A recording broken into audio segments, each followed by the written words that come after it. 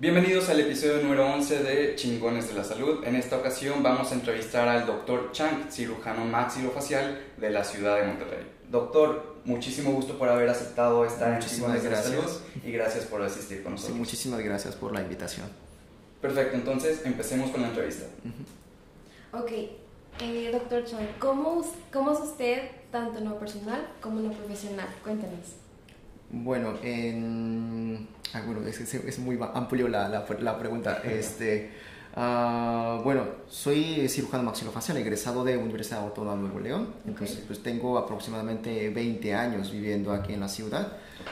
Bueno, muchos preguntan si he vivido en otro lado de México, Ciudad de México, Guadalajara. No, siempre he vivido aquí en Monterrey. Bueno, y también toda mi carrera, pues mi profesional, mi educación lo llevé a cabo en Universidad Autónoma de Nuevo León, en la Facultad de Odontología. Perfecto.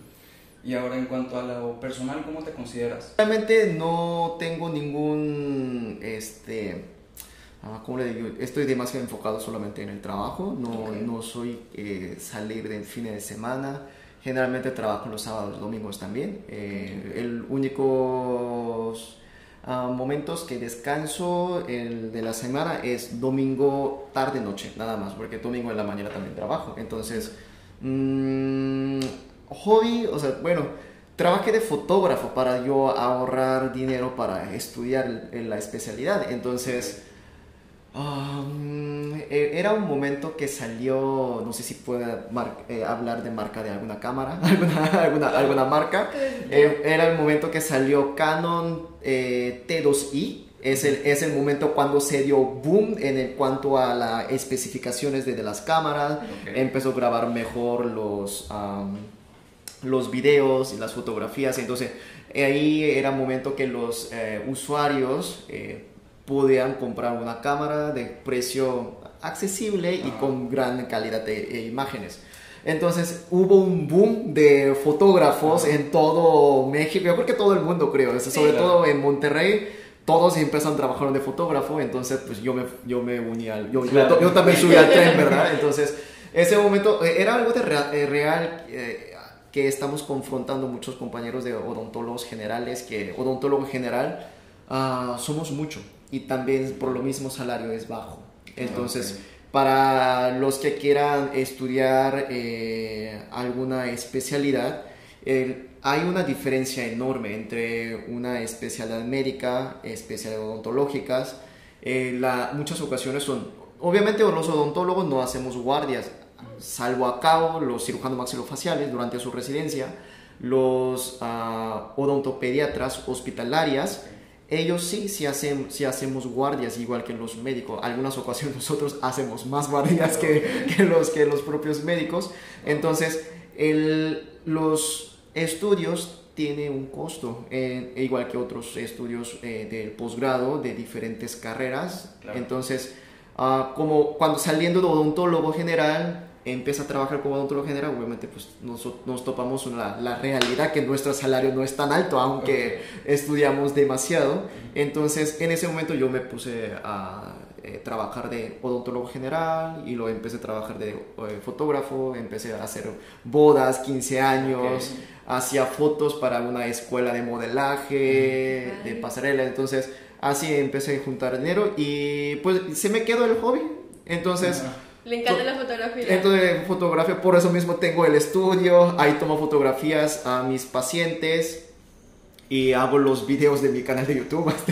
Entonces ahí tengo ya las cosas montadas, ¿no? Entonces, es algo arte porque por ser fotógrafo, ya por tener esa experiencia, entonces podemos tener una buena comunicación con el paciente para provocar una sonrisa máxima o algunos gestos que hace el paciente. Lo puedo monitorear, o sea, puedo analizar mejor y dar un análisis estético mejor para el paciente. Y entonces eso sí me ha ayudado a ser fotógrafo, para tomar fotografía del rostro y analizar el rostro del paciente, Y ya una vez que tomamos las fotos, mostramos la fotografía al paciente y mira, tienes estos detalles de movimientos musculares de tu rostro, el labio está moviendo menos o está moviendo más, o tu encía, nivel de encía, forma del diente, todo eso lo analizamos y ya le damos un diagnóstico. Y pues ese es el único hobby, o sea, es parte del diagnóstico del paciente, ajá, pero pues para mí es algo que me gusta, es el único hobby que tengo, editar las fotografías de los pacientes, claro, edición de videos que yo grabo. Pues el único pasatiempo que yo tengo. Anteriormente me gustaba ir al cerro a escalar, etc. Pues no, ahora absolutamente, o sea, el domingo también tengo cirugías programadas, o sea, no me puedo ir. Entonces, ahí sí, ese único hobby que yo actualmente tengo son fotografías. Wow, okay. Sí, entonces, qué loco, porque tu hobby te ayuda también en lo profesional. Sí, o sea, es que tiene que considerar muchos dentistas que, bueno, atiendo a los pacientes, hago amalgamas, hago cirugías o hago limpieza, pero todo lo que nosotros hacemos odontólogo, salvo endodoncia que trabajamos dentro del conducto, no hay algo, pero todo lo que nosotros hacemos es visible. Okay. Todo lo que hacemos los dentistas es algo visible. Entonces, ahí va un punto muy importante de fotografía. Entonces, he revisado diferentes planes de estudios de diferentes países de odontología y también cirugía maxilofacial. Y lo que he visto en Inglaterra, los ingleses toman muy en serio la fotografía. Entonces, ellos lo manejan muy en serio, todos los de medios o considerado como un arte también. Entonces, ellos... bueno, en México son 4 años el entrenamiento de cirugía maxilofacial. Okay. Eso es lo que le dicta la salubridad. Y en Inglaterra son 6 años. Wow. Tiene que estudiar odontología, tiene que estudiar medicina y luego ya estudia lo que es la entrenamiento en la residencia de cirugía maxilofacial. Y durante los 6 años llevan materia de fotografía. O sea, lo toman muy en serio. Okay. Porque cualquier cirugía que se haga en el rostro, como por ser cirujano maxilofacial, obviamente es algo visible del paciente. Entonces, toma muy en cuenta todo el proceso de toma de fotografía y tomar fotografía en rollo, ya que la foto en sí sea un documento legal. De esa manera no hay ninguna alteración. Entonces, también tiene que tomar fotografía en rollo, tiene que cómo almacenarlo, cómo manejar todos los archivos. Eso, obviamente no va a ser una clase todos los días, me imagino, sí. pero en su programa tiene durante 6 años todos esos estudios. Entonces, sí, o sea, hemos visto cada vez el implemento de fotografía dentro de redes sociales. Entonces, muchos pacientes ya no le piden al doctor, pues, muéstrame su currículum o algo. No, doctor, pásame su Instagram, voy a ver sus fotos. Entonces, es algo bastante importante para los dentistas. Y obviamente, pues, eso me ha ayudado dentro de mi profesión. Y también tener una comunicación mejor con los pacientes también me ha ayudado bastante la fotografía en sí. Ahora cuéntanos, ¿cómo se te dio la oportunidad de venir acá a México y hacer toda tu carrera acá? Claro, bueno, igual que cualquier familias migrantes, o sea, no me vine yo solo, o sea, yo llegué aquí como a los 14 años, sí, 13, 14 años. Entonces, pues mi familia también estuvo pasando una época difícil económicamente. Entonces, mi padre buscó alguna manera, o sea, poner algún negocio, algún trabajo, y conocí a algunos amigos, o sea, tenía algunos amigos que ya se habían instalado aquí en la ciudad. Entonces, él vino aquí al país primero, y luego yo y mi hermana estuvimos viviendo un año, creo que solos allá en Corea, y mi madre era quien venía para acá y luego regresaba a Corea, etcétera, ¿no? Entonces, ya después de un tiempo así, ya cuando mi padre, o sea, bueno, vio que sí podría mantener la familia aquí en Monterrey, entonces ya nos vinimos aquí a la ciudad, sí, pero pues sí, era una época muy difícil. Bueno, yo era muy joven, muy chico para entender la situación, ¿no? O sea, estuvimos pasando una situación económica muy pesado. Es como cuando uno aquí en México le dice que, o sea, es tan pobre que no hay tortilla en la casa. Okay. Estamos pasando esa situación, que no había todos los asiáticos comen arroz, no había arroz en la casa. Okay. Entonces, estábamos pasando esa situación y pues ya buscamos, pues, mi padre y madre buscó la oportunidad de cambiar de país. Yeah. Sí, así es. Okay. Ahora, ¿te ha sido difícil adaptarte a México? No, bueno, cuando era chico, pues yo era un niño gamer, o sea, entonces no me importaba absolutamente, tal vez todavía sigo siendo lo mismo, o sea, como nada más en lugar de jugar estoy atendiendo pacientes, no lo sé, entonces yo pasaba en computadora, no sé, unos 12, 16 horas diarias, no tenía ninguna actividad física más que eso, entonces llegaba, todavía si me pongo a jugar StarCraft, entonces creo que durante la pandemia empecé a jugar, porque no atendía pacientes, no estamos viendo, no estoy dando clase en la facultad de odontología tampoco, entonces ahora qué hago, no leía y otra vez instalé el juego, empecé a jugar, llegué a ranking 300 mundial otra vez, ya lo borré, vamos a otra vez retomar actividades de académica y del trabajo, ¿no? Y entonces, como era tan metido en el mundo de videojuegos, el choque cultural no era tanto, era más difícil para mis amigos de la escuela y los maestros que yo con ellos, ¿no?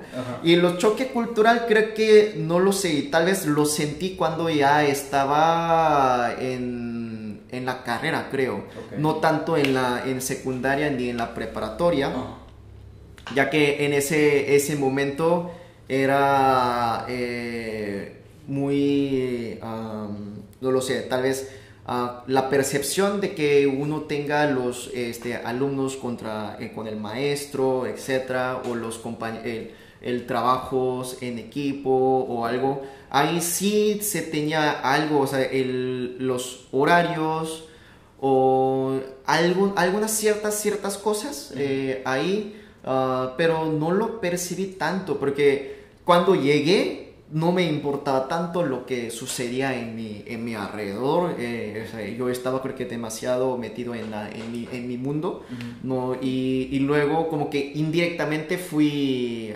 adaptándome, y cuando yo tenía que ya trabajar, o cuando ya tenía que tener contacto con la gente, estando en la facultad de odontología, pues nosotros tenemos obligación de atender a los pacientes, tener trato directo con esos pacientes, como que ya estaba yo medio acostumbrado o adaptado en la situación.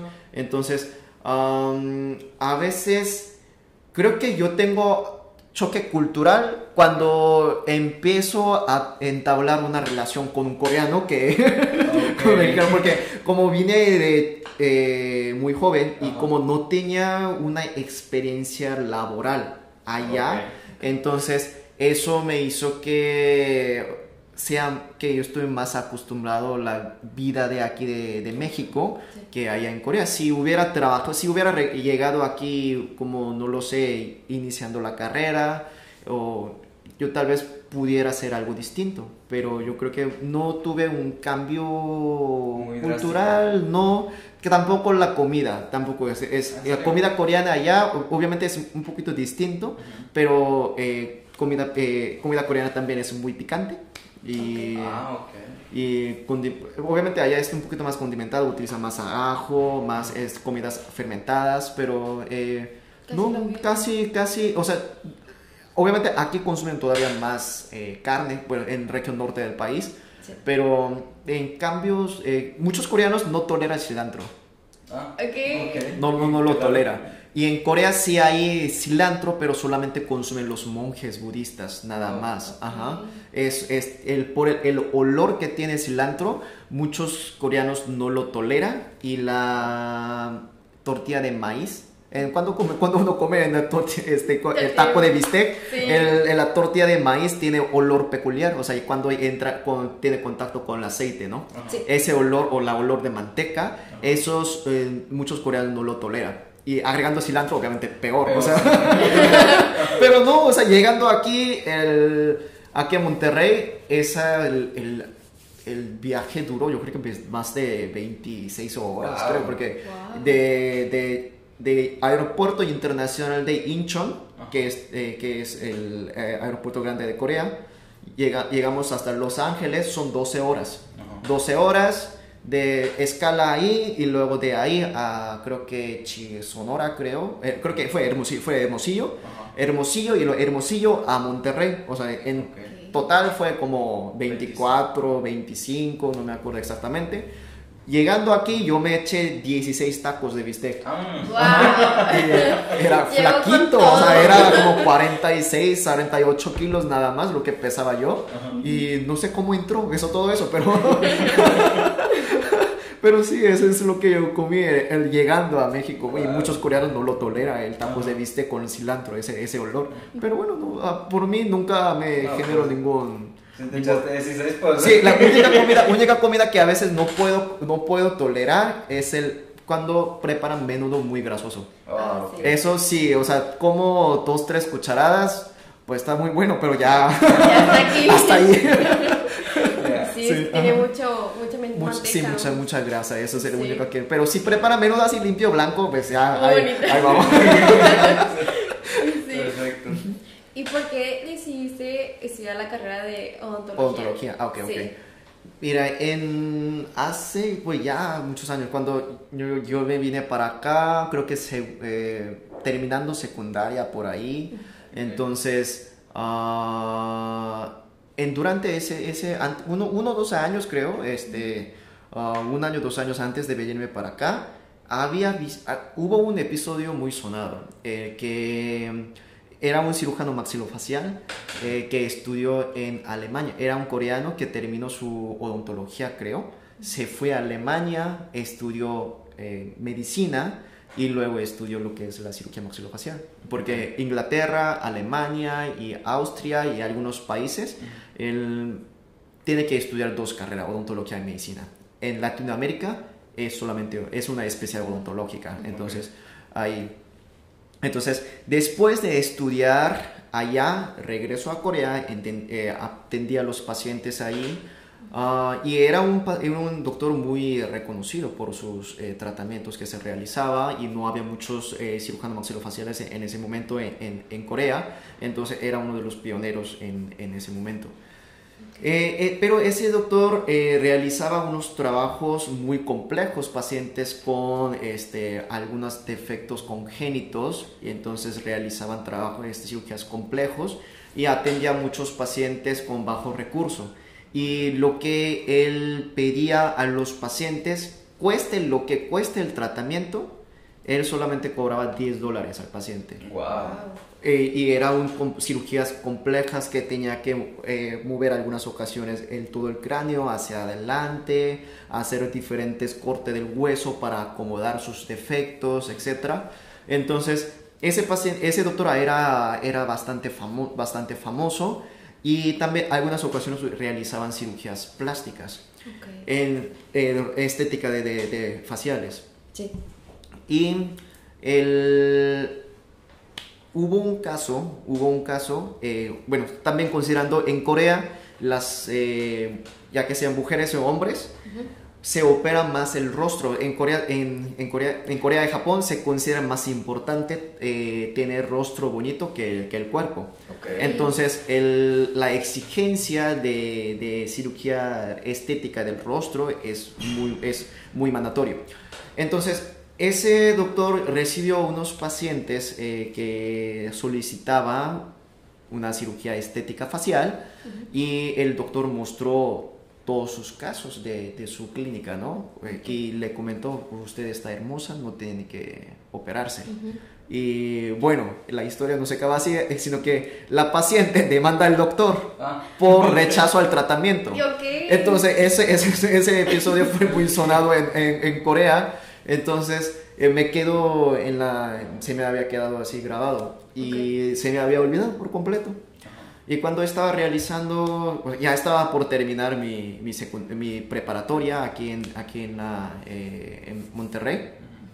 Yo entré a una preparatoria abierta porque pues, obviamente no tenía suficiente conocimiento en español.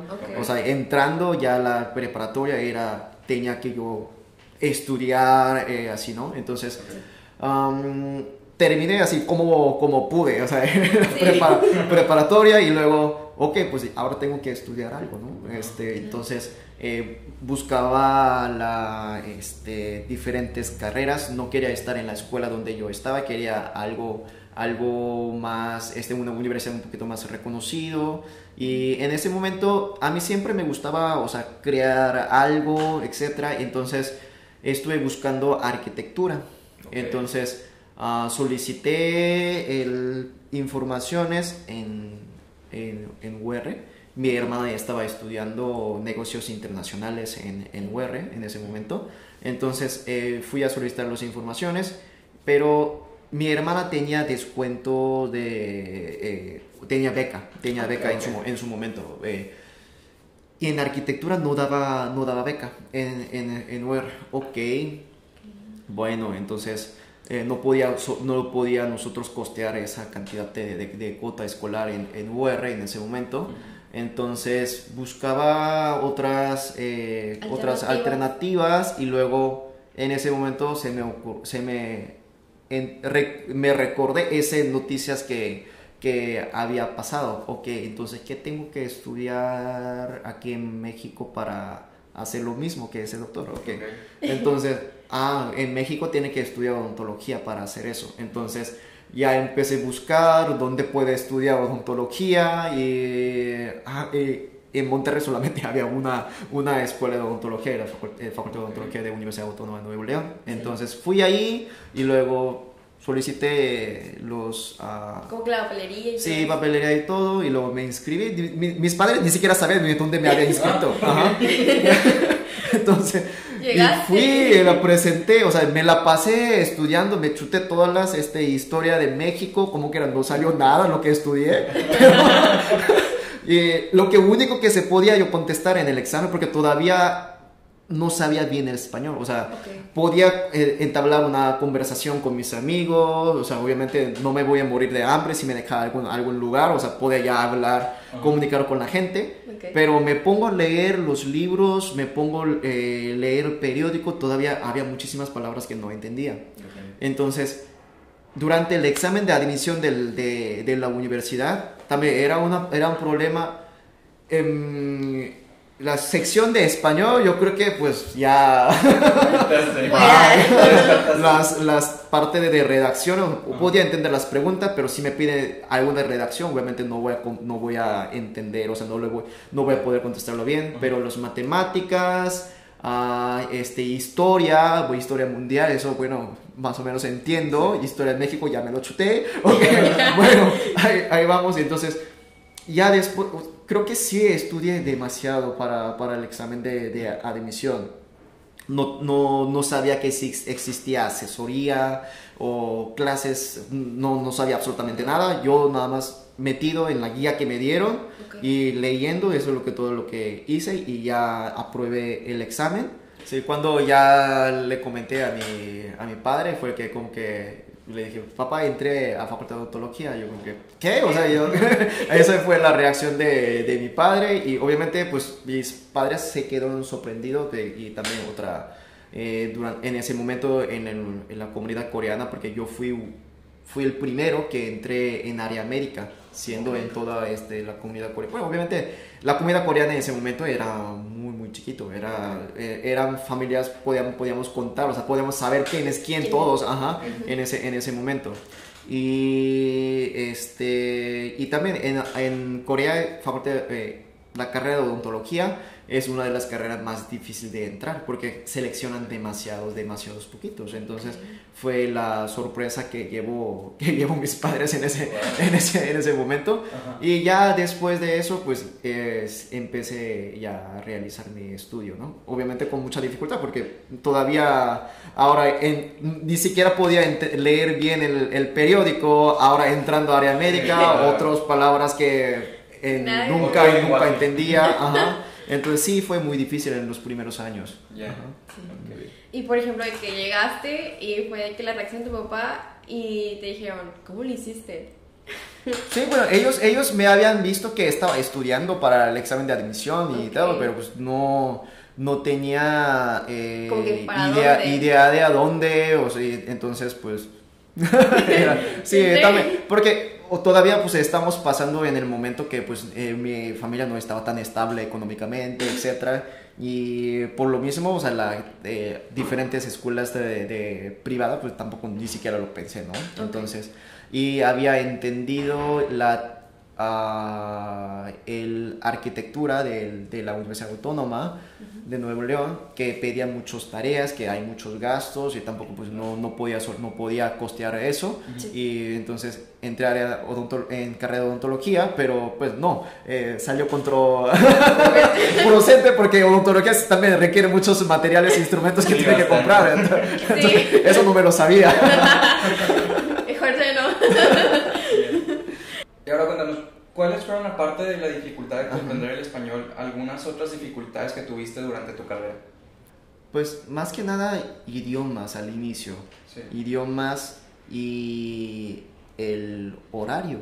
El horario de la escuela. Porque Facultad de Odontología, obviamente, llevamos la parte de médica, ¿no? Ajá. Parte médica.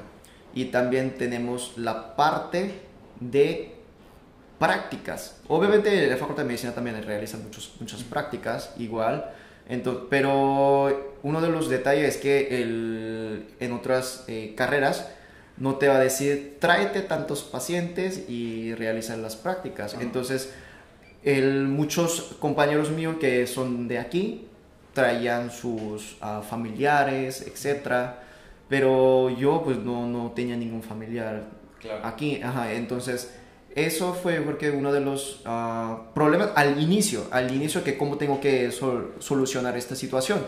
Sí. Pero ya después de unos cuantos semestres, no, el mismos pacientes te traen, o sea, nada más es cuestión de cómo gestionar la agenda y también cómo los trata en esos mismos pacientes, lo podemos seguir comunicando. Hay algunos pacientes que yo los atendí, todavía los veo, ya después de varios años. Entonces, ya depende de cómo maneje, o sea, atención a los pacientes.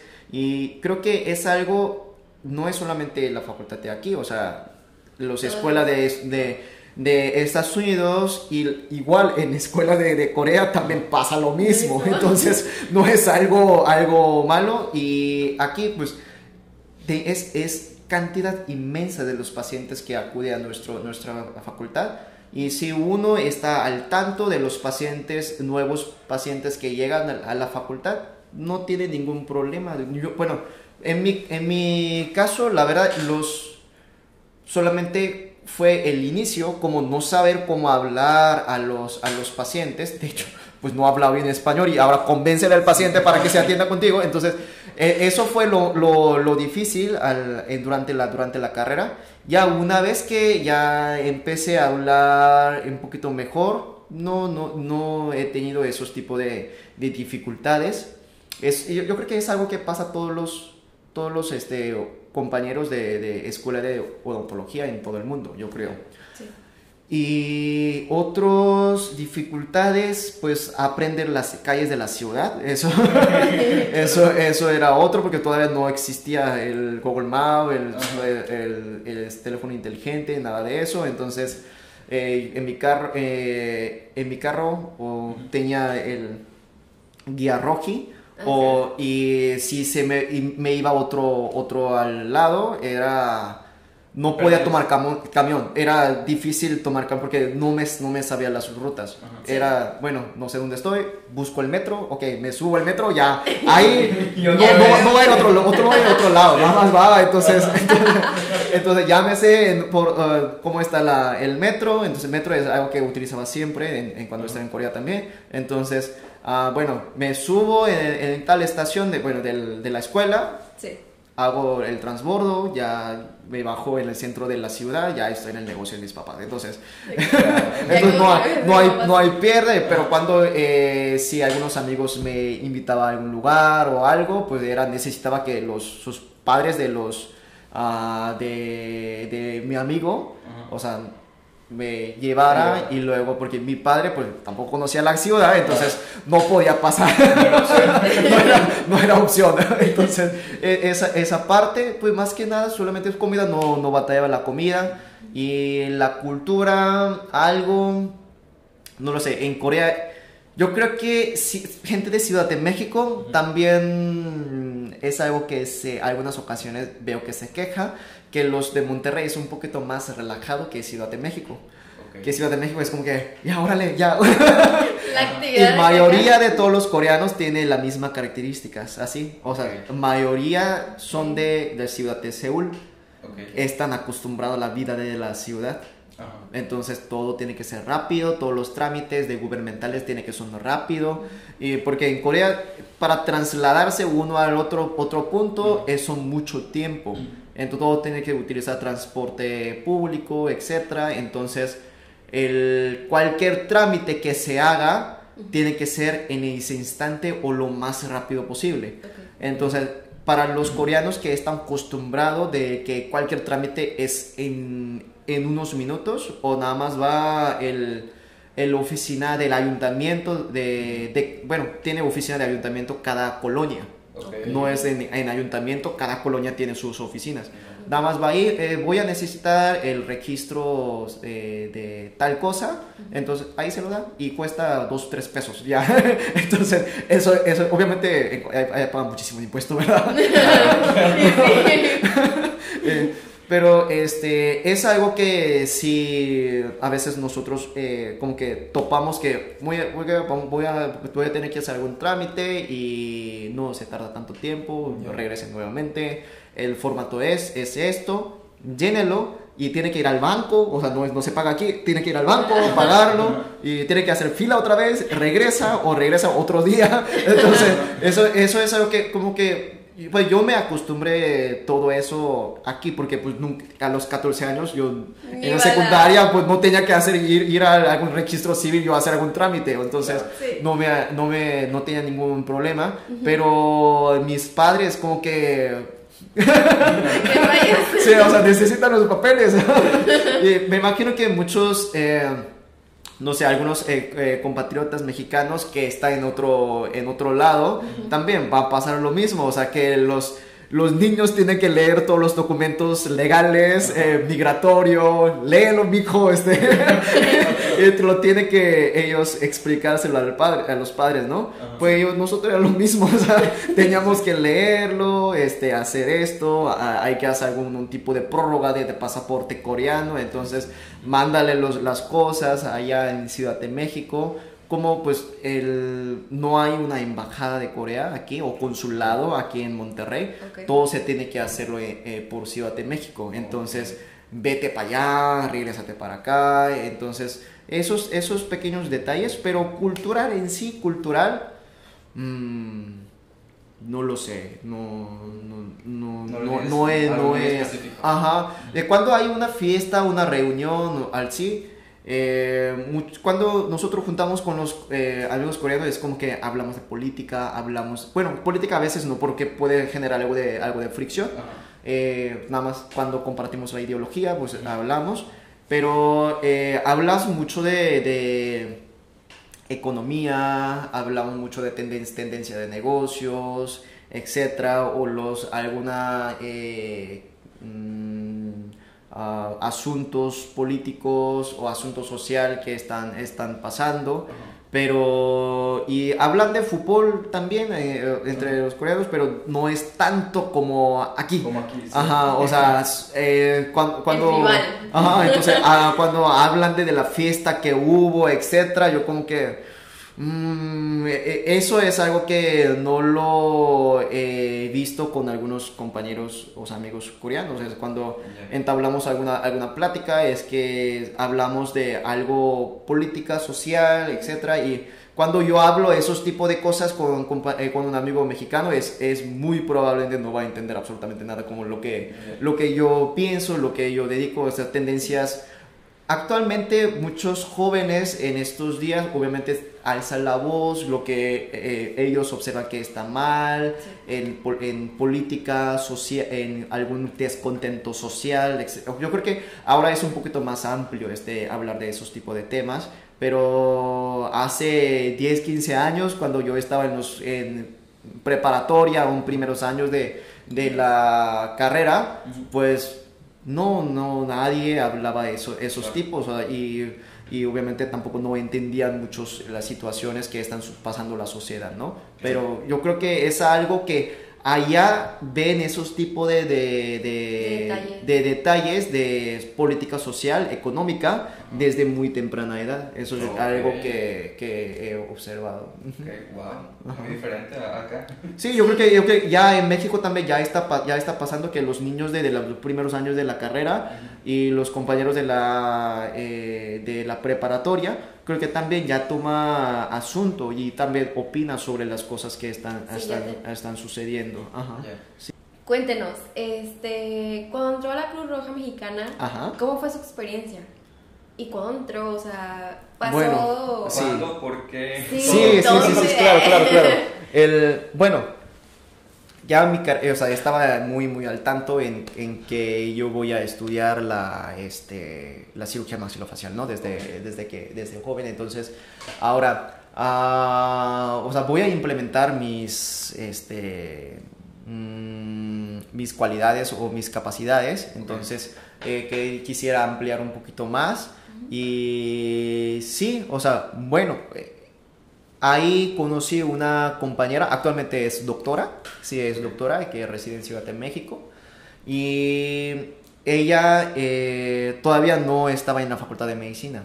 O sea, yo estaba, creo que segundo semestre de la carrera, ella estaba en la preparatoria, pero durante sus vacaciones era paramédico ella. Entonces era como voluntaria. Ok, bueno, yo también voy a hacer eso. Entonces creo que fue quinto semestre que apliqué para examen examen físico de la Cruz Roja. También, o sea, hay examen teórico, examen físico para poder, es muy pesado, la verdad. Y luego ya cuando quedé aprobado, entonces realicé los estudios. Mi horario era siguiente manera: a las 7 de mañana entraba a la escuela en la facultad de odontología. A las 7 de la noche salía a la facultad de odontología. O sea, terminaba de atender a los pacientes a las 6:30. Recogía todos los instrumentos, ya me voy. Y a las 7 tenía que salir de la escuela. Y a las 7 empezaban las clases en la Cruz Roja, a las 7 de la noche, y terminamos a las 10 de la noche. Okay. Y luego ya saliendo vamos por unos tacos y luego ya me voy a mi casa.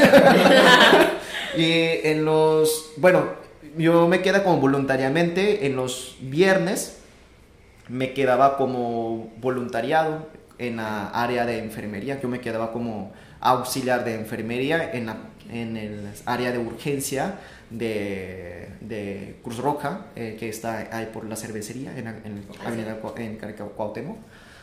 Y los fines de semana entonces yo salía a las 10 de la noche en el viernes. Desde las 10 de la noche, cenaba algo rápido, y luego ya a las 10:30, a las 11 de la noche, yo me quedaba con el compañero de área de urgencia, y salía, ahí me ponía a leer, estudiar endodoncias, cirugía bucal, ahí y ayudaba a los compañeros de auxiliar de enfermería, prepara esto, tráeme estas cosas, y entonces yo le asistía al doctor durante su consulta o cuando el doctor realizaba algunas curaciones, etcétera, o el enfermero necesitaba algo, yo le llevaba las cosas, etcétera. Y luego salía a las 6 de la mañana, a las 6 o 7 de la mañana, llegaba a mi casa a dormir y luego ya, cuando despertaba, hacía todas las tareas que quedaba pendiente. Y luego los domingos teníamos capacitaciones entrenamiento de rescate urbano, rescate acuática, rescate vertical. Entonces íbamos al corralón a cortar carros con todas las protecciones, ¿no? Sí. Y luego íbamos a la Huasteca o en el edificio de Cruz Roja, ahí bajábamos con rapel, etcétera. ¡Qué cool! Íbamos a la alberca de clínica de Deportivo Nova. Ahí proporcionaba el espacio, entonces ahí hacíamos rescate acuática, o sea, nos exprimía, exprimía. Entonces entramos 20 y algo, nos graduamos menos de 8. Creo que graduamos como, no sé, 4, 6. Ajá. Ya al sí, final. fue bastante difícil. Sí, o sea, era demasiado, o sea, para empezar, porque para muchos, o sea, afectaba mucho que les llamaba en los domingos para hacer los cursos. Y aparte las materias sí eran bastante complejos. Llevábamos clases de marco legal, de urgencias médicas, nos daba un abogado, un voluntario, también era paramédico. Entonces, o sea, teníamos que chutar todos los prestación general de salud, o sea, ley de todos los artículos, etcétera. Empezando con cuál que es urgencia ante la Constitución mexicana, entonces cómo es, entonces teníamos que aprender todo eso. Y aparte teníamos también clases de psicología en urgencias médicas, y nos daba clase la psicóloga, que también es paramédico. Wow. y obviamente, y otras clases nos daba soporte vital, nos daba una doctora, otros cursos nos daba un urgenciólogo. Y entrenamiento de condición física nos daba un ex militar. Entonces, o sea, eran puros profesionales altamente calificados, pero que son voluntarios de Cruz Roja. Entonces, eran muy, muy exigente, y obviamente creo que el puntaje mínimo que teníamos que sacar no era 70, era 85, 80, no me acuerdo exactamente. Entonces, los compañeros fueron, por exigencia, y por también, anteriormente Cruz Roja era muy, muy militarizado. Actualmente, pues yo me imagino que ya se fue quitándolo.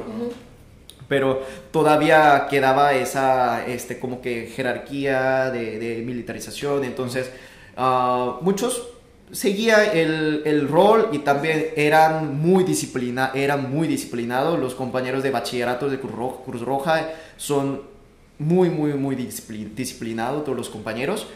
Pero hay compañeros que solamente entraba por morbo a ver qué hay en sala de urgencia o en ambulancia, pues se fueron claro. Sí, porque le piden exigencia, le piden disciplina, pues no va con perfil de la institución. Claro. Entonces, eso fue, creo que fueron eliminando todos los compañeros. Pero yo creo que fue una de las experiencias más bonitas que he tenido. Porque todos los principios de Cruz Roja como que me encajaban mucho: humanidad, imparcialidad, todo eso. Y también la imparcialidad de que, o sea, yo ni siquiera cuando hay un partido de fútbol, mucha gente le pregunta, o sea, ¿tú a quién le vas? Pero eso es imparcial, o sea, tú no estás metido en ese partido, o sea, no estás jugando. Y pedirle algo a otro, entonces esos tipos de conceptos como que era una ideología que yo tenía en la mente desde antes. Entonces como que y poderlo llevarlo a la práctica y poder ayudarle a la gente que viene al puesto de Cruz Roja, o que nosotros le podemos ayudar durante traslado, etcétera. Ese tipo de experiencia yo creo que pocos lo podría obtenerlo durante su trayectoria de vida. Y yo creo que aprendí demasiado en cuanto a valores y cuanto a manejo de pacientes. Obviamente los médicos urgenciólogos, internistas, cirujanos, o de medicina, doctores de medicina crítica, obviamente van a tener muchísimo más experiencia que los paramédicos, y obviamente aprendemos de ellos. Claro. Pero como odontólogo que está solamente en el consultorio, que no tiene tantos relaciones de pacientes de urgencias médicas, pues la verdad, pues el conocimiento que nosotros podemos obtener ahí es inmenso, claro. Es inmenso. Todas las reacciones alérgicas que llega a la sala de urgencia, o que nosotros necesitamos trasladarlo, el manejo durante ese tiempo, cual un odontólogo general no puede apreciarse, no puede vivir esa experiencia.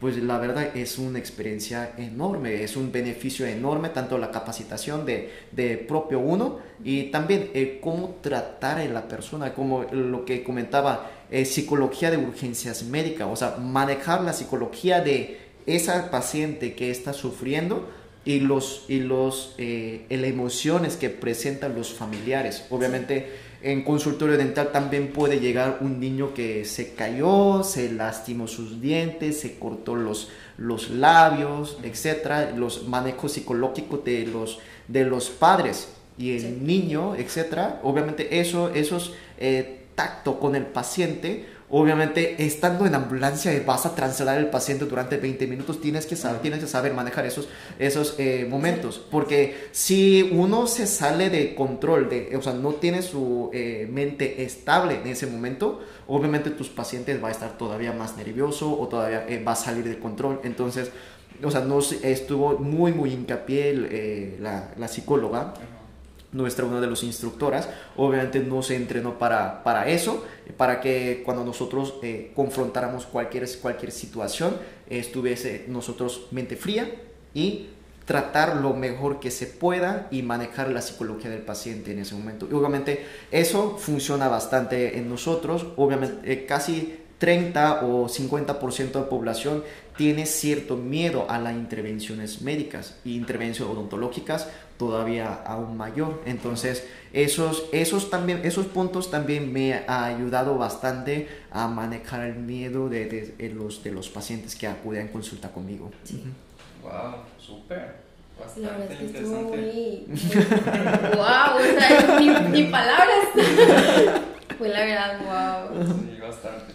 Ahora dinos, una vez que iniciaste la especialidad en cirugía maxilofacial, ¿cómo fue tu experiencia? Les digo, bueno, ahí sí entra cuestiones de derechos humanos, como dicta la ley, pero la exigencia es al extremo. Okay. O sea, como le comentaba, en Europa, cirugía maxilofacial tenía que estudiar 2 carreras, odontología y medicina, porque lo que hacemos nosotros tenemos que saber los dos, o sea, qué es lo que está sucediendo en su diente, dentadura, en la boca, y también operamos, o sea, entramos a quirófano y realizamos las intervenciones quirúrgicas. Entonces necesitamos conocimiento de los dos. Entonces, durante nuestra formación tenemos que aprender todo lo que saben los médicos.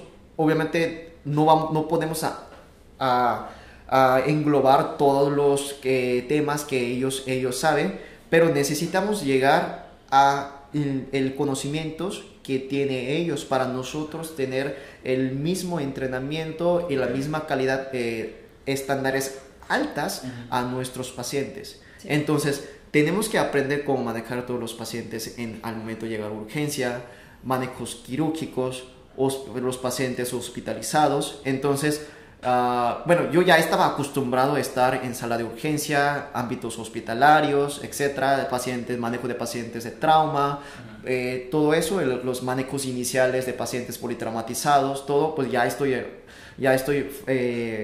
familiarizado en esos tipos de situaciones. Pero muchos odontólogos que entran a la cirugía maxilofacial, pues es un ámbito completamente distinto. Sí, entonces, la exigencia es enorme.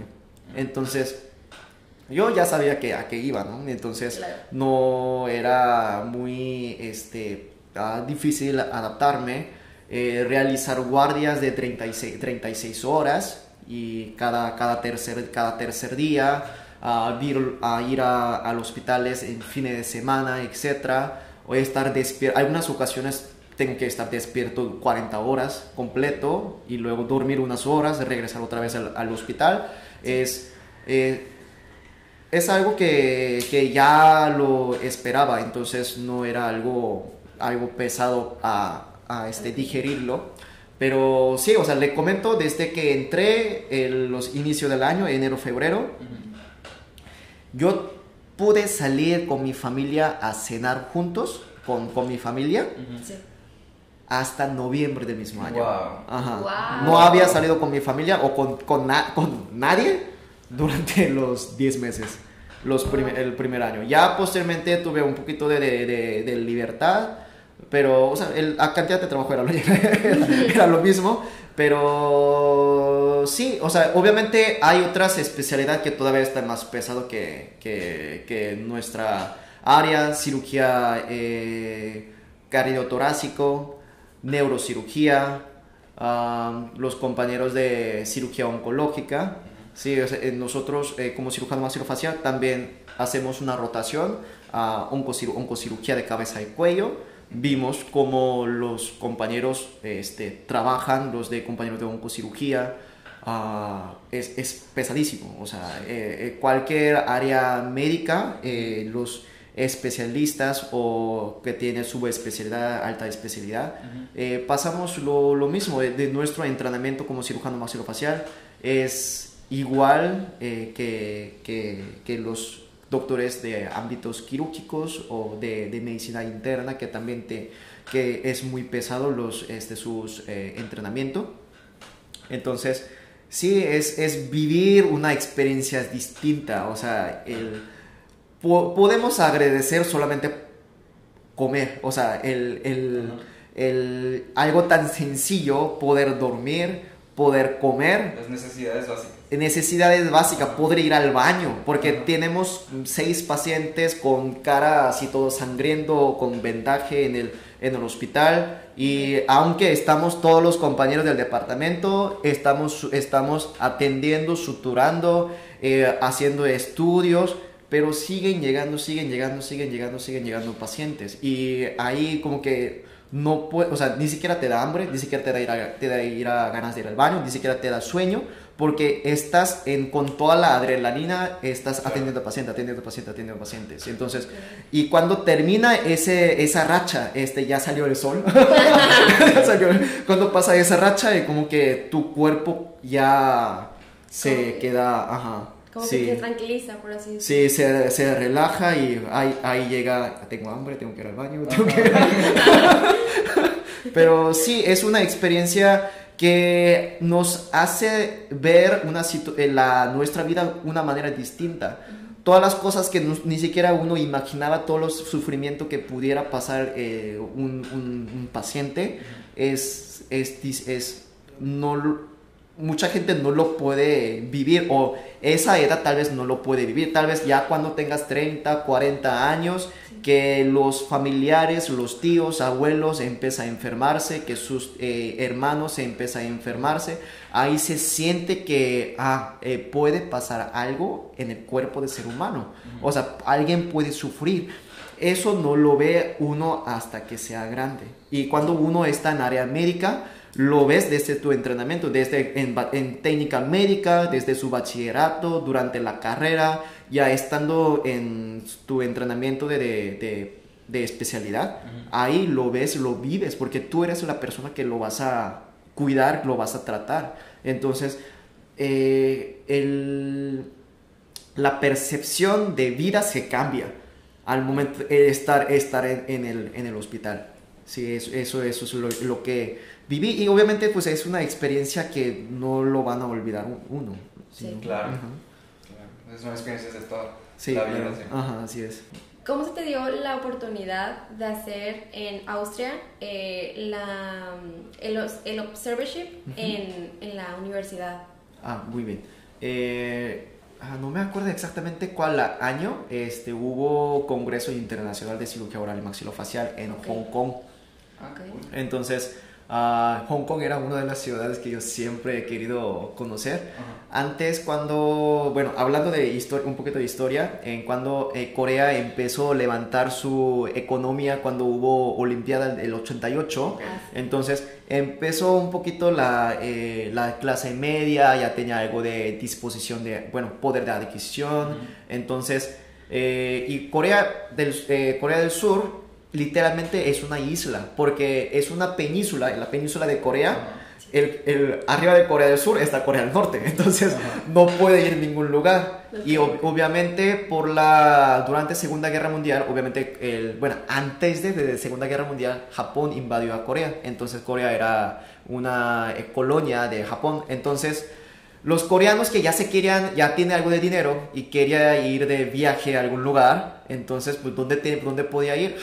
El país que está más cercano era un país enemigo de Corea del Norte. Sí. Y luego el vecino japoneses eran invasores. Entonces el único, y luego China pues era aliado de Corea del Norte. Bueno, el único lugar donde le quedaba más cercano era Hong Kong, porque Vietnam y todo, pues también hubo guerra de Vietnam, y pues Corea también participó en guerra de Vietnam. Entonces para los coreanos no tenían otra opción más que Macao y luego Hong Kong, en lo que más quedaba más cercano, ¿sí? Entonces desde que era chiquito, que algún empresario fue a Hong Kong, no sé qué, y pues también mi padre algunas ocasiones por sus trabajos tenía que ir a Hong Kong a alguna exposición, etcétera, ¿no? Entonces yo siempre tenía en la mente, voy a ir a Hong Kong un día. Entonces cuando hubo el congreso, entonces le dije, doctora, yo quiero ir. le decía a mi jefa durante mi residencia. Entonces preparé todos los trabajos que tenía. Le mostré los trabajos, doctora, voy a participar con esta investigación que realizamos en Hospital Materno Infantil. Tenemos estos tipos de casos, tengo estos tipos de, paper que puedo yo exponerlo allá. Entonces llevamos todos los estudios y luego ya expusimos allá, y luego pues para conocer la ciudad. Hong Kong es una de las ciudades que tiene mayor cantidad de rascacielos en el mundo. No es en Nueva York, no es en Dubai, es el Hong Kong. Wow. Porque es un lugar tan chiquito. Y luego todos muchos chinos que quieren tener su libertad, pues esta ciudad de Hong Kong. Entonces está muy muy poblado, y quería ver esa vista nocturna de esa ciudad con mayor cantidad de rascacielos con mis ojos. Entonces ya preparé ahí, los presenté todos los casos, y ahí conocí una doctora Gabriela Milesi, que es actualmente es el presidente de Asociación Internacional de Cirugía Oral y Maxilofacial. Y ella es profesora asociados del Departamento de Cirugía Maxilofacial de Hospital General de Viena, que es la parte que es parte de Universidad Médica de Ciudad de Viena. ¿Sí? Entonces mi jefa, la doctora Belinda Beltrán, estuvo platicando con ella, y también entabló que yo soy su residente de tercer año. Entonces ahí platicamos, sí podemos aceptar las rotaciones de los residentes del Hospital Metropolitano allá al Hospital de Viena. Entonces, pues ya empezamos a hacer los trámites y después de, yo creo que como un año después o algo así, ya pude ir a visitar al Hospital de Viena.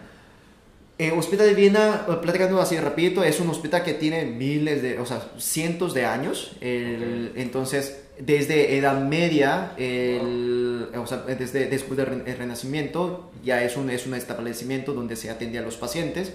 Y el Hospital General de Viena es uno de los hospitales más grandes de Europa. Y Viena solamente tiene 2 millones de habitaciones, 2 millones y medio es población de Guadalupe, más o menos. Más o menos, pero tiene el hospital más grande de Europa. Entonces, es un hospital enorme. Y lo que podemos ver muchas cirugías que todavía no se realiza en ninguna otra parte del mundo. Y porque son productos nuevos, investigaciones nuevas que apenas se está realizando en ese hospital.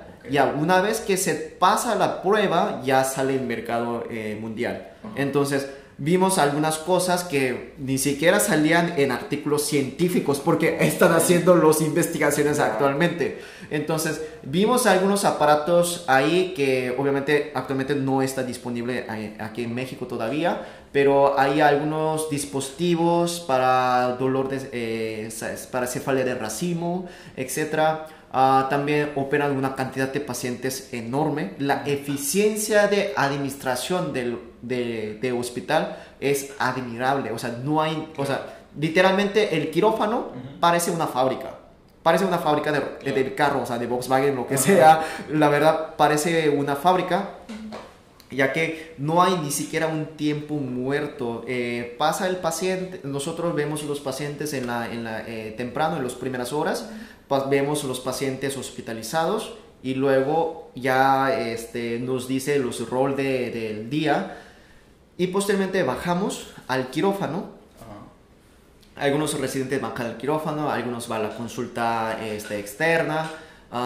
Son 2 quirófanos que están asignados para cirugía maxilofacial, para cirugía en mayores, y un quirófano ambulatorio para procedimientos menores. Entonces, nos pone una hoja de máquina pegado en donde está la oficina de servicio de cirugía oral maxilofacial. Entonces, vemos, doctor tal tiene que ir tales cirugías y después pasa otro, doctor tal tiene que estar tales lugares, doctor quién tiene que estar en la consulta externa, doctor tal tiene que estar en piso. El rol cambia todos los días. Entonces, ya una vez después de ver todos los pacientes hospitalizados en la mañana, vemos, aquí me toca hacer esto, lo anoto y luego ya me bajo, voy al quirófano, me cambio todo y luego ya entramos al quirófano. Entonces, ya cuando entramos, pasa el paciente, llegan, tiene un sistema muy diferente, la infraestructura obviamente es diferente. Yo creo que la infraestructura que tiene ese hospital público, pero la verdad es de primer mundo, la verdad. Y llegan anestesiólogos, llegan casi todo el departamento de anestesiólogos, lo intuban súper rápido, se van todos, dejan solamente un doctor viendo el monitor. Entramos los departamentos quirúrgico, operamos, igual que cómo se realizamos nosotros en México, ¿no? El técnica quirúrgica es igual. Aprendí algunas diferentes maniobras ahí. Y después, lo que me sorprendí fue eso.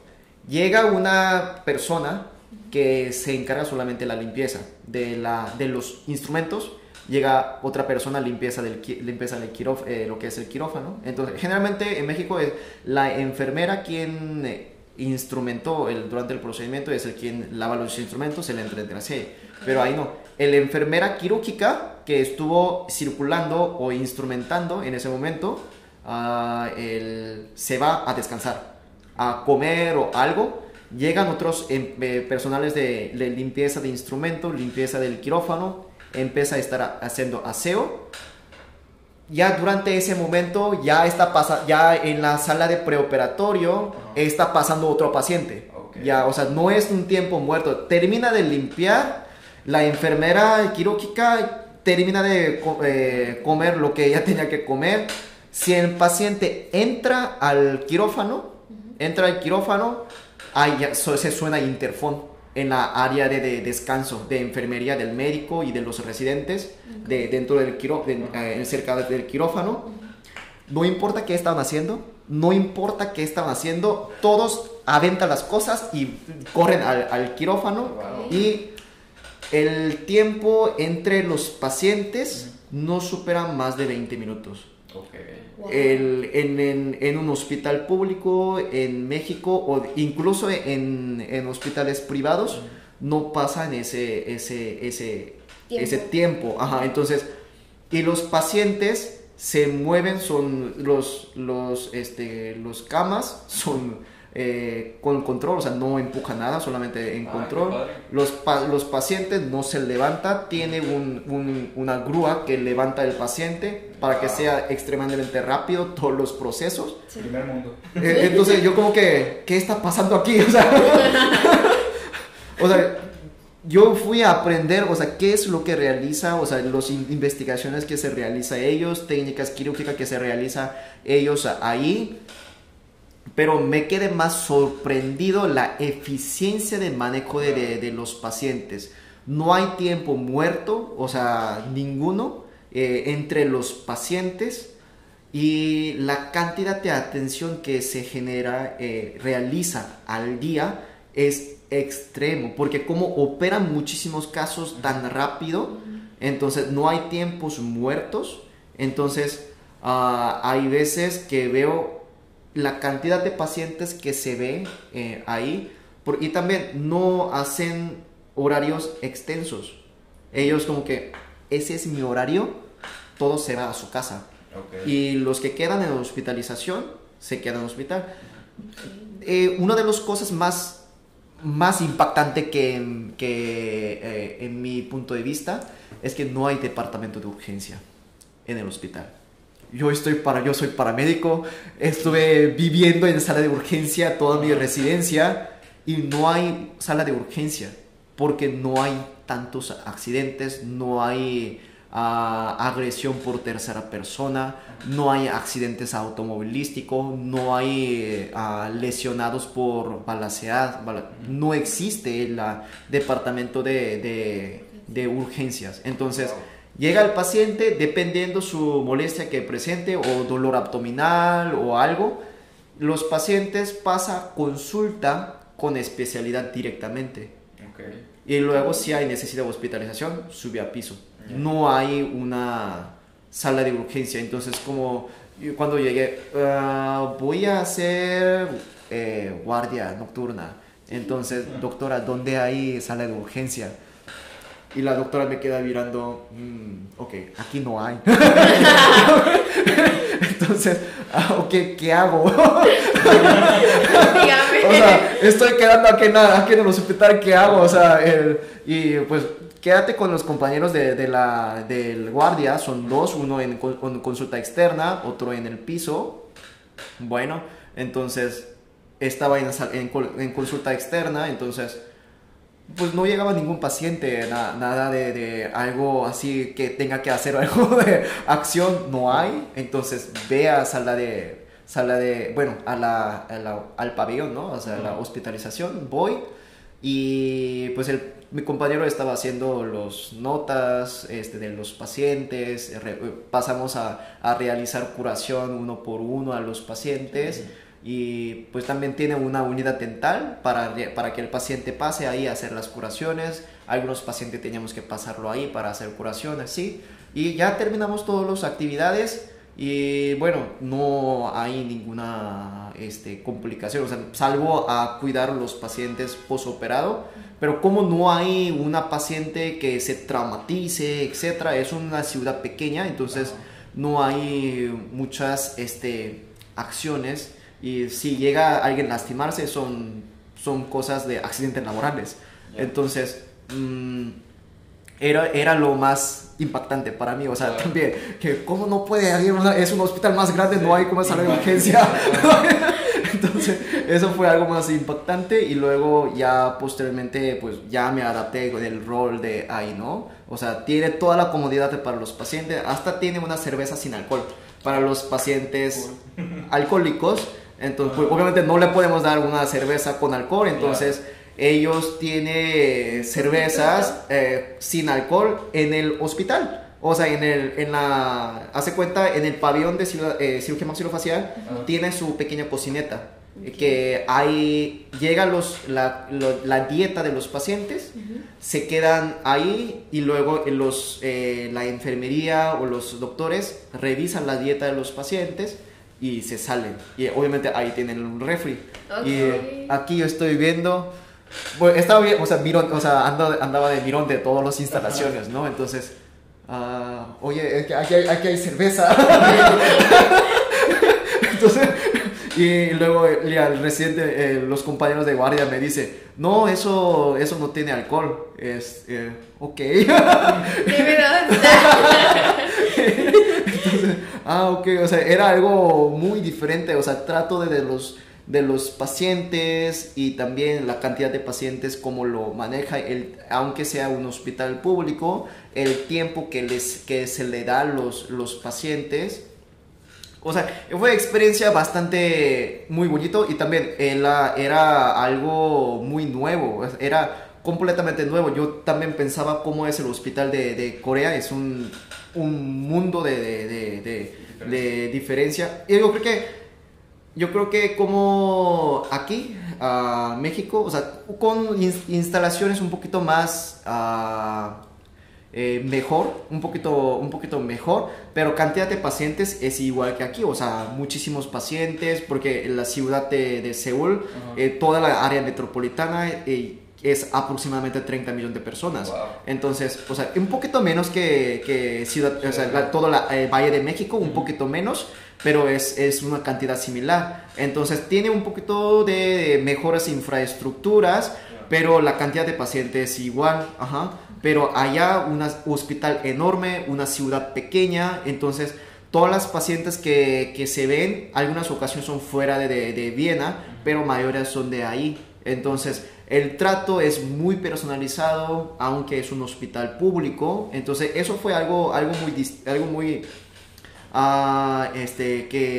vi ahí. Y también tal vez podríamos implementarlo aquí en México. Obviamente la infraestructura, tener una infraestructura como esas puede ser algo difícil, o cada cama que se mueve por manera remota, obviamente es muy claro, pues debe ser muy costoso, pero algo de administración puede generar un beneficio enorme para la población mexicana, y eso tal vez podremos implementarlo aquí también. Ahora dinos, ¿cómo te afectó a ti en el ámbito profesional la llegada de la COVID-19? Obviamente al momento de que empezó a cerrar por completo, obviamente nosotros cerramos los consultorios, no estuvimos atendiendo al paciente, a salvo los pacientes que presentara fractura o presentara algún absceso y que requiera atenciones inmediatas. Mayorías pues lo atendíamos en el hospital para realizar debridación y sacar todo el pus y limpiarlo, etcétera, ¿no?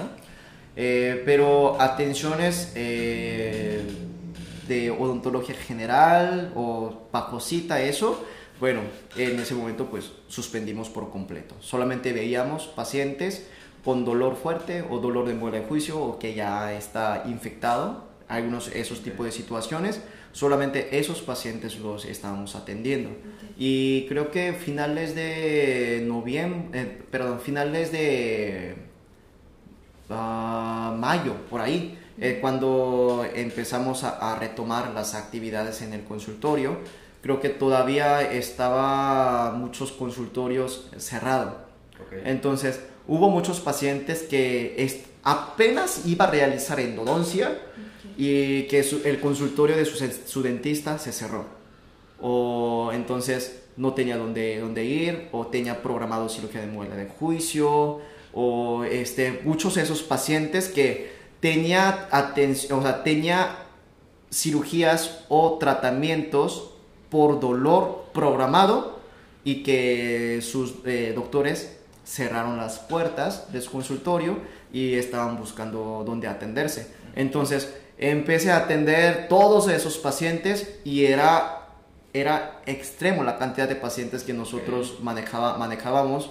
Obviamente cada paciente teníamos que limpiar todo el consultorio, etc. Teníamos utilizado el overall. Teníamos que cambiar de overall y luego lavarlo, secarlo, esterilizarlo y volver a utilizarlo nuevamente. Entonces era muy tardado cada paciente.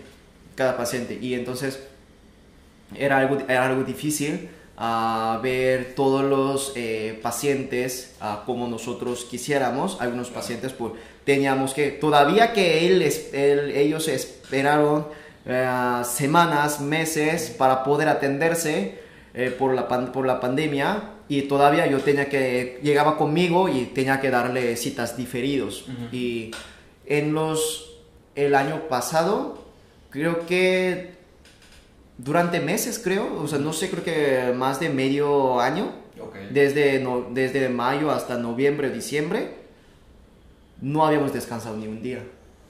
Trabajamos lunes a domingo todos los días hasta las 10 de la noche del domingo, todos los días, porque era demasiada la cantidad de pacientes que solicitaba citas. Obviamente ya bajamos un poquito la cantidad de pacientes, ya la mayoría de los consultorios ya se abrieron, ya empezaron a retomar sus actividades y ha empezado a bajar un poquito, pero cuando el año pasado, en 2020, teníamos que ver tantos pacientes. Yo les decía, pues no voy a ver ningún paciente que viene a hacer algún procedimiento solamente como preventivo o algo así. No, pues eso ya lo vemos después, cuando baje la cantidad de los pacientes o cuando está semáforo verde. Y solamente estuvimos viendo pacientes con dolor y estábamos así. Entonces estuvimos cerrados, pero después se nos disparó todos los pacientes que no podían atenderse y tenía que atenderse, y pues yo y mis compañeros del consultorio pues estuvimos trabajando día y noche durante meses. Sí, sin descansar el fin de semana. O sea, eran muy pocas ocasiones que no teníamos pacientes en los sábados y domingos, porque entre semana ya estaba completamente lleno.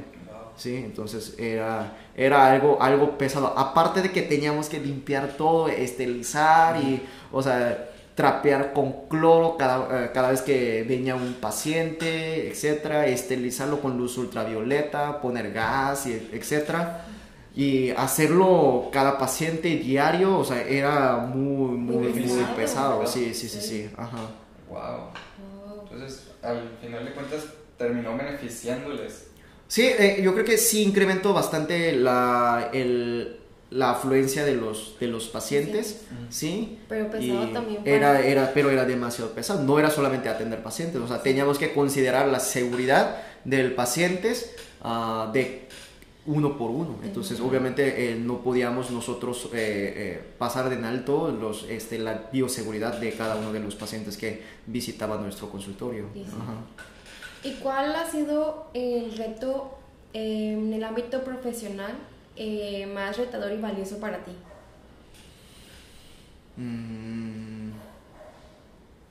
Yo creo que todos pasamos por esa etapa que los exámenes de certificación nacional. Entonces yo creo que es algo que yo desaparecí del mundo, creo, para preparar ese examen. Iba a hospital, hacían los pendientes y terminábamos y bueno, voy a ir a estudiar, ok, bye. Me voy a desconectar. Sí, entonces yo creo que diariamente igual estudiaba entre 12 a 16 horas o incluso más. Wow. En fin de semana levantaba a las 7 o a las 6 de la mañana, sentaba y hasta que el sueño no me permitiera a leer, me quedaba estudiando. Y bueno, yo creo que eso fue algo, pero lo más pesado creo que fue el pasar el primer año de la especialidad, los primeros 2 años, creo. Y los pacientes, sí hubo pacientes, hubo una balacera, y nos llegó algunos pacientes. También era muy difícil mantenerlo vivo, las situaciones de esos tipos de pacientes, porque recibió balas en el rostro. Y obviamente esa bala pegó al base de cráneo. Entonces el fin de cuenta, el paciente ya estaba, se terminó la atención por nuestro departamento, ya posteriormente ya falleció el paciente, ¿sí? Por las complicaciones de base de cráneo también. Entonces, a algunas ocasiones sí puede, por las situaciones de seguridad que nosotros vivimos aquí en, bueno, muchas partes de México, todos los profesionales de salud estamos expuestos a ver esos tipos de pacientes. Sí. Y otros casos, y también hubo un caso bastante complejo. Era un paciente que tuvo un tumor en la articulación de la quijada. ¿Sí? Entonces era un paciente que simple vista no se observaba absolutamente nada, pero el paciente tenía dolor, tenía dificultad de apertura bucal, y en ese momento solicitamos los estudios y encontramos que tenía un tumor justamente ahí, en base de no abarcaba el hueso de base del cráneo, pero abarcaba una gran parte de la mandíbula, y abarcando lo que es la articulación en sí. Entonces esa paciente tuvimos que mandar a hacer una prótesis personalizado. Tuvimos que diseñarlo nosotros mismos. Obviamente el ingeniero de la empresa estuvo dando el backup de cómo está quedando. Nos estaba mostrando cómo estaba quedando el material, y nos mandaba algún prototipo. Vamos a hacer modificaciones de diferentes formas, y ya pudimos operar esa paciente. Era bastante complejo porque pudimos mandarlo a hacer a Estados Unidos, a una empresa que se dedica a esos tipos de elaboración de esos tipos de prótesis, y ellos toman en consideración cómo tienen que ser, etcétera, y pues ya nos mandan directamente. Pero también el costo era ya sobresaliente del margen que podía costear el paciente. Entonces teníamos que utilizar el producto mexicano, y obviamente en México todavía no tenemos tan establecido los protocolos. Ya apenas hay varias empresas mexicanas que está iniciando y están estableciendo su protocolo, cómo se va a realizar los prótesis personalizada de cada paciente. Entonces, pues fuimos una parte del equipo en ese proyecto. Entonces, realizamos el prototipo, realizamos el prótesis definitiva del paciente, y pudimos colocar a la mandíbula de ese paciente. Entonces, a veces sigo viendo el paciente, veo a veces atiendo a sus familiares algunas ocasiones, pero sí, fue algo bastante bonito y también interesante el caso, y obviamente pues poder ayudarle los pacientes es bastante bonito. Ese caso.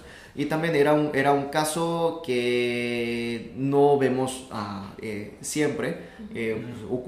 Realizamos un aparato, personalizado para ese paciente. Entonces era muy bonito caso. Sí, también invertimos muchísimo tiempo para fabricar un aparato y que sea de medida a ella Adecuado. y que todo sea, o sea, las medidas del tamaño y también las sustancias que se va a utilizar, todo como debería de ser, ¿no? Entonces sí invertimos muchísimo tiempo para elaborar su prótesis, pero pues ya con muy buen resultado que nos dio el producto, y pues sí, el paciente ahí está con buena apertura bucal y ya puede alimentarse nuevamente. Sí, hay muchísimos casos como esos, los pacientes que tienen dificultad respiratoria, los bebés recién nacidos, porque tienen mandíbulas muy pequeños.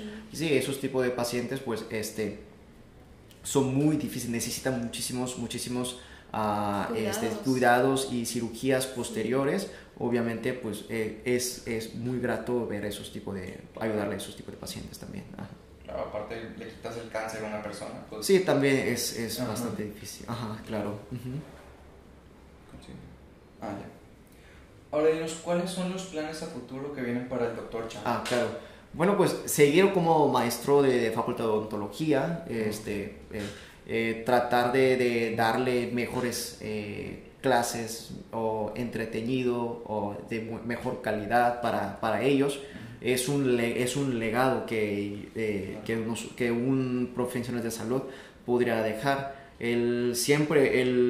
No somos un artista que voy a hacer mi obra maestra y me voy a morir y voy a dejar mi legado, mi nombre. O sea, como profesional de salud, nuestra prioridad es paciente, y cuando nosotros terminamos nuestra actividad o nuestros ámbitos profesional, ya dejamos de atender pacientes. Y que tanto pensaste que eres bueno y que dejaste para los pacientes cuando dejaste de trabajar. Entonces, para nosotros como doctor necesita uno aprender de los maestros, claro, ¿sí? Para poder ofrecer mejores tratamientos para los pacientes. Y también como uno ya terminando su entrenamiento, puede nuevamente, o sea, poner su grano de arena para los alumnos o para los médicos que están en formación, para los odontólogos que están en formación, para que ellos pudieran dar una mejor atención a sus pacientes, porque ellos son los que van a atender a sus pacientes a futuro. Es un legado que se deja entre los profesionales de salud uno al otro, para que la sociedad pueda recibir atención médica de manera constante. Si uno sabe y deja de publicar o deja de enseñar, lo que él sabe se queda, y lo que tú juraste que tu prioridad va a ser los pacientes, va a ser la sociedad, se queda en vano, porque ya ningún paciente, cuando ese doctor deje de trabajar, ningún paciente va a recibir una atención de ese grado que tan orgulloso estaba el doctor, pero ningún paciente va a poder recibirlo. Y obviamente no debería ser así. O sea, los pacientes tienen derecho y tienen la necesidad de seguir atendiendo con esos estándar que dicta uno, ¿no? Entonces, eso es lo que se debería. Y también tenemos, es un proyecto mío. Quisiera abrir una fundación. O sea, ya tengo el contador, ya tengo el notario, quien está en proceso. Va a ser una asociación sin fines de lucro, para atender los pacientes con dificultades económicas o dificultades o alguna discapacidad intelectual, cual no puede recibir un tratamiento específico, tratamientos dentales. Por muchas ocasiones pacientes con parálisis cerebral infantil, o algunos pacientes de síndrome de Down que tienen dificultad de entendimiento de algún tratamientos odontológicos. Obviamente esos pacientes tienen muy rechazo a tratamiento dental y tratamientos médicos en sí. Entonces, para esos pacientes es una dificultad enorme, ya que en algunas ocasiones se requiere sedación, se requiere una anestesia general para poder atenderse. Obviamente eso implica un gasto mayor para los familiares. Entonces, y también en México aún no existe una especialidad en sí y tampoco una materia específica en el plan de estudio de muchas universidades. No tiene implementado cómo se debe de realizar atención dental a esos pacientes.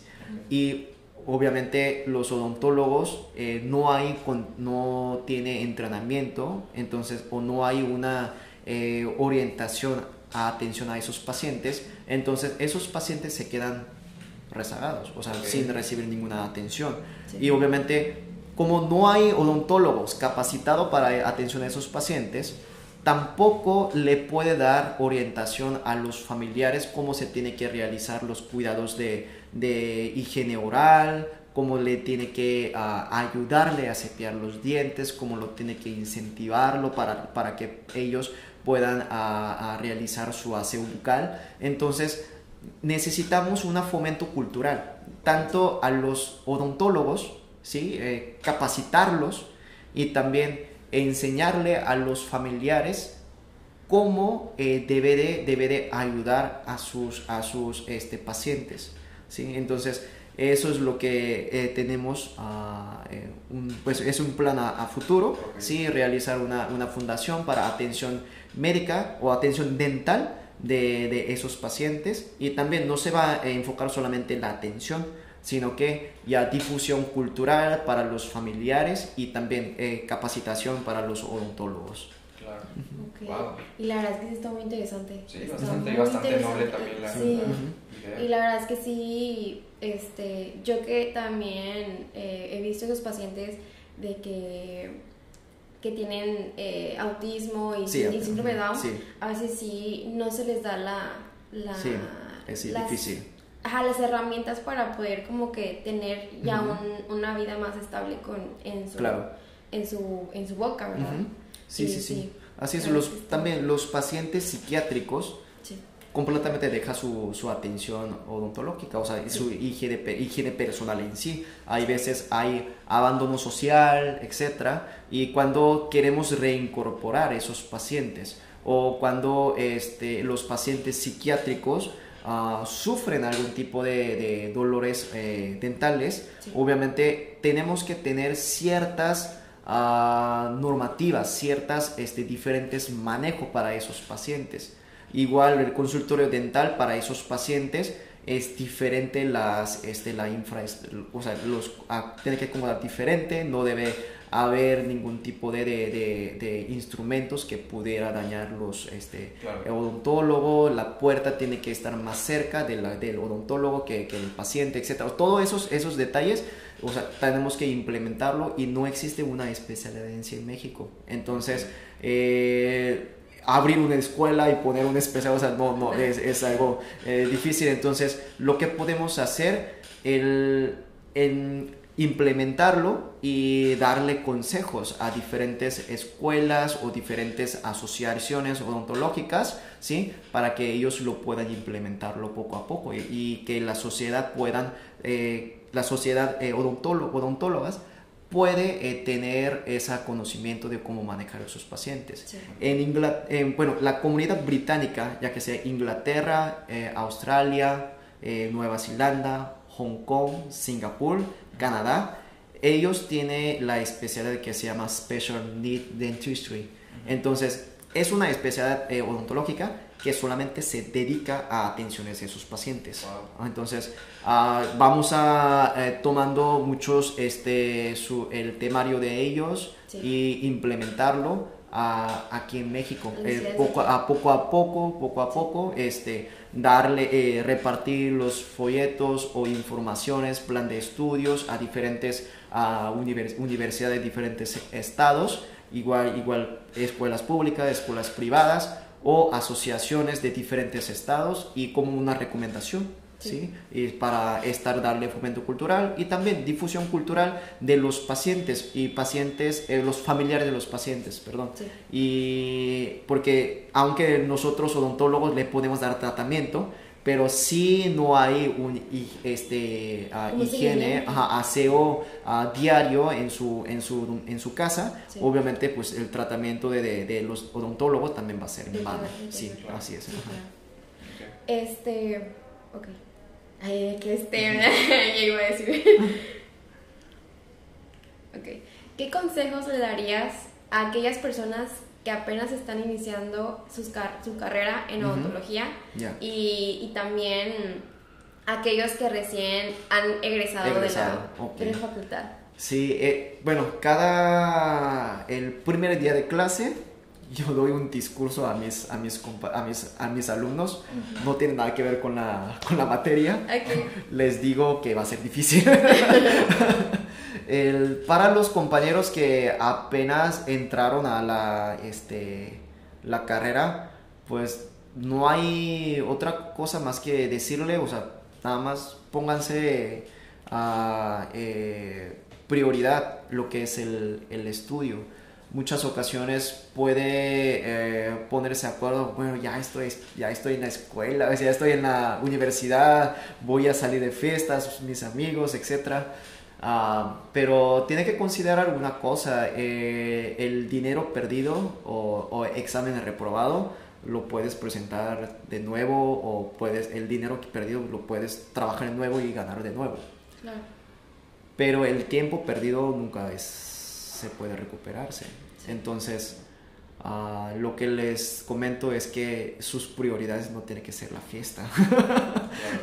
Obviamente es el salir con sus amigos, asociarse con otros compañeros, y para negocios es importante, pero los primeros años a veces la cantidad de texto que ustedes tienen que aprender, yo creo que cualquier carrera, también cualquier carrera médica, y los primeros años son los más pesados, y estudiar y ahorrar lo que pueda, porque como odontólogo graduamos mucho, o sea, son muchos egresados, entonces ahorrar lo más que se pueda, porque vas a tener que estudiar un posgrado o alguna especialidad. No les van a pagar como los médicos, no hay una beca como residente. Ustedes son alumnos del posgrado que van a tener que pagar un cuota. No es residente de cirugía oral y maxilofacial, no es residente de odontopediatría hospitalaria, pero se le dice estomatología pediátrica, así es el título. O prótesis maxilofacial, que son únicos especialidades que existe una residencia aquí en México y que se les pagan, nada más. Todos los especialidades o maestrías odontología se considera como alumno, y no hay un pago por parte de Secretaría de Salud o por parte del Seguro o el ISSSTE, no hay. Entonces eso tiene que considerarlo. Y también no van a trabajar en una oficina, van a tener que poner un consultorio dental. Claro. Cuesta mucho. Entonces sí tiene que ahorrar, porque cada odontólogo, su sueño es, o sea, alumnos que apenas salieron van a confrontarse la realidad, o sea, se van a pegar con su realidad. Su salario es muchísimo menor que ellos pensaban. El horario es muy extenso del trabajo, entonces tiene que pensar esos tipos de situaciones. Tiene que acostumbrarse a ahorrar, tiene que saber manejar finanzas, porque van a ser empresarios, porque al final de cuentas tú tienes tu consultorio, tú eres tu dueño de tu negocio, eres empresario. Tienes que saber finanzas, y en el plan de estudio muchas ocasiones no van a ver contabilidad en plan de estudio de odontología. O sea, sí hay administración que llevan casi mayoría de los planes de estudio, pero administración de consultorio. Pero ya cuando te registras te registra tu RFC y cuando veas tu primera reporte anual, ahí vas a ver qué hice. Entonces, también tiene que saber la contabilidad. Hay muchas cosas que uno tiene que estudiar y no les van a alcanzar tiempo si sus prioridades sea pasar fin de semana con sus compañeros. Okay. Sí, entonces es algo... lo notamos ya cuando graduamos y se pasa unos 2-3 años, terminaron el servicio social y cada quien puso consultorio o ya estuvieron estudiando la especialidad. Ahí se nota. Ahí se nota los compañeros que estuvieron trabajando, ya qué cosas, o sea, cualquier cosa, ya que sea uno que asistente dental hay compañeros de odontología que trabajan de mesero, etcétera. Pero sí es muy notorio esos compañeros que estuvieron estudiando, estuvieron invirtiendo su tiempo en sí mismo, y a otros compañeros que estuvieron invirtiendo tiempo en fiestas. Sí, eso es lo que yo le aconsejaría a los compañeros que van entrando a la carrera. Yo creo que es un consejo que le podría dar a cualquier persona o cualquier alumno de primeros años de la carrera. Yo creo que encaja en cualquier parte. Y también tiene que ahorrar porque van a comprar instrumentos cada semestre. Y entonces eso es otra cosa que tiene que considerarlo. Y para los compañeros que van saliendo y no ahorraron, bueno, ni modo. He conocido compañeros que estuvieron trabajando odontólogo general por 5 años o por muchísimos años. Yo creo que algunas ocasiones más de 10 años trabajando como odontólogo general para llegar a estudiar una especialidad o poner su consultorio propio. Entonces, ok, no te alcanza a estudiar una especialidad ahorita, no te alcanza a poner un consultorio ahora, pero otros compañeros conocen que tú eres bueno y otros compañeros o doctores o algunas clínicas conocen que tú eres bueno, trabaja como odontólogo, ahorra. Sé que todos tenemos ahora que es tan común que alguien ganó muchísimo dinero por medio de algún instrumento financiero, ya que sea de alguna bolsa de valores o alguna criptomonedas, etcétera, y uno ve diariamente en el Instagram, o sea, alguien se compró tales cosas, alguien le regalaron tal cosa, etcétera. Es algo entendible que es lo que vemos diariamente. Ya quien ve el periódico, quien ve la tele abierta, cada vez es menos. Y seguimos viendo al influencer que nosotros lo seguimos. Nuestra visión se cierra cada vez más. Queremos ver solamente lo que queremos ver. Y uno piensa, ¿por qué no soy así? O sea, ¿por qué no tengo esas cosas que tiene él? Que yo lo veo todos los días en Instagram, pero esa persona ni siquiera te conoce. Sí. ¿Por qué te desesperas por eso? No hay necesidad. Sigue trabajando o sigue capacitándote, busca cursos económicos. Hay muchos cursos o conferencias gratuitos diferentes. Hablamos español, toda Latinoamérica hay asociaciones dentales que te van a estar dando clases gratuitos. Puedes seguir viendo, hay algún casa comercial que va a estar dándote asesorías de algunos productos nuevos que salió. Y también en YouTube hay muchísimos cursos o conferencias grabados que eran de paga, que ahorita está gratis. Entonces eso lo puedes ver, y estando invirtiendo tiempo, invirtiendo dinero a uno mismo. Invertiste 6 años de 5 años de pregrado, 1 año de servicio social, decidiste trabajar de esto, vivir de esto. Entonces invierte un poquito más, porque como cualquier profesional de salud o cualquier carrera, tiene que uno seguir estudiando. Ya decidiste ser una profesión, igual, o sea, cualquier obrero, cualquier artista o cualquier músico, sale algo, tiene que aprender uno, sale una canción más, tiene que aprender, no hay otro. Y es un albañil que salió un producto nuevo, tiene que aprender cómo utilizarlo, o van a hacer algún proyecto que no lo había hecho, lo tiene que aprender. No importa, eres dentista, los pacientes te dicen doctor y pues actúa tal, o sea, tienes que estar estudiando, tienes que estar en pendiente de todos los productos nuevos que salen, nuevas investigaciones, tienes que estar al tanto a todas las informaciones que sale, tiene que estar estudiando y sigue trabajando, ahorra. A algún punto tu salario va a incrementar, ya los pacientes de esa clínica que uno trabaja como odontólogo general te va a reconocer y no es tu negocio en sí, pero todos los compañeros odontólogos trabajan como comisión. Sigues creciendo, sigue abriendo más tu cartelera del paciente.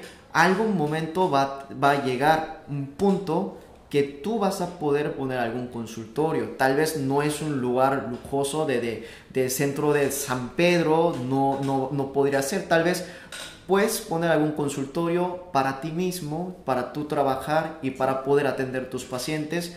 Algún momento dentro de unos 5 a 7, 8 años, incluso 10 años, si tú quieres poner algo un poquito más. Pero es posible, siempre. Pero necesita... ¿Te la pelaste trabajando? ¿Te la pelaste estudiando en la carrera? Pero ahora pues tienes que echar un poquito más de gañita para poder alcanzar lo que quieres lograr. Pero no va a suceder ahora mismo y no va a suceder mañana. Necesitas tiempo, necesitas cómo invertir tu tiempo, cómo invertir tu dinero que tú estás recibiendo, el salario que te está dando como asistente dental o odontólogo general, y tiene que aprender cómo ahorrar ese dinero y cómo manejarlo, invertirlo a algún activo pequeño, ya que sea CETES. Nada más uno entra a la página de CETES directo, lo que es de lo que maneja la hacienda, sí. Metes ahí y ya, lo olvidas de ahí y lo dejas. Ese dinero va a estar dando el rendimiento acorde a la tasa de inflación, o sea, inflación del país. Entonces, o sea, tu dinero no pierde ¿cómo se llama? Su valor, o sea, va a mantener el poder adquisitivo, cierta manera. Entonces, manéjalo, no lo guardes todo en un cajón o abajo de la colcha, en el colchón de tu cama. Hay que saber manejar, o sea, como le comento, hay que saber finanza, hay que saber contabilidad, registra todos los gastos, cuánto gasté en refresco, en la comida, cuánto me gasté en Starbucks. Compren cosas más económicas si no es mucha molestia, y también coma un poquito más saludable también. Entonces, esos pequeños ahorros que uno hace, o sea, son 10 pesos, 20 pesos diarios, ok, bueno, multiplícalo, o sea, sí.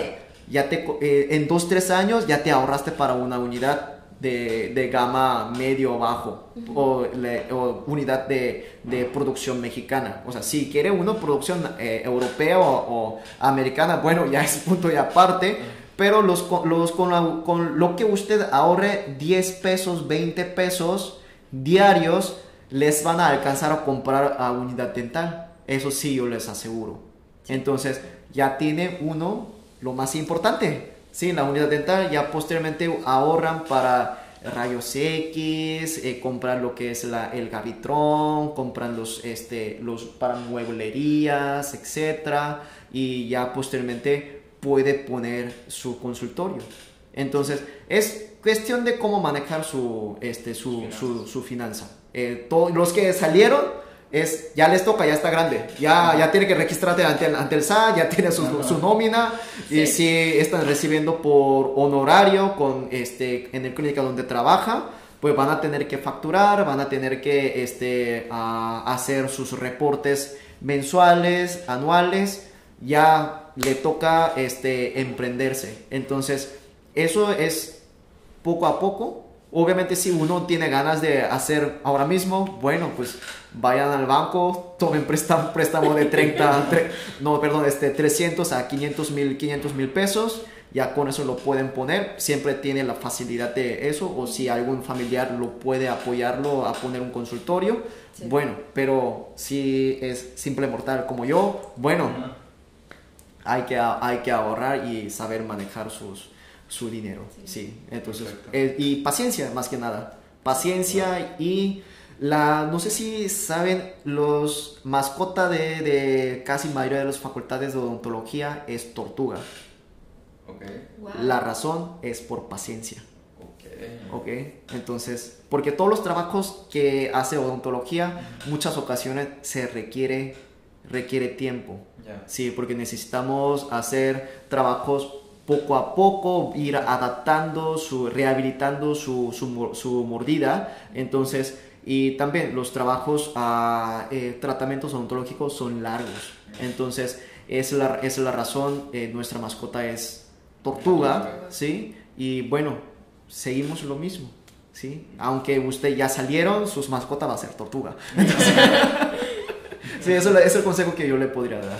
Sí, buenísimo, muy buen consejo. Ahora, ¿dónde podemos encontrarlo en redes sociales y dónde hace usted sus citas? Mire, me puede encontrar en diferentes redes sociales, en Instagram, en Facebook.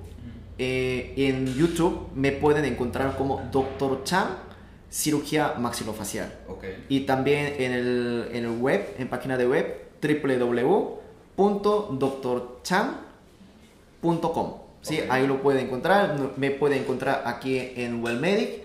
Me puede encontrar también en Facultad de Odontología, en Departamento de Cirugía Oral y Maxilofacial.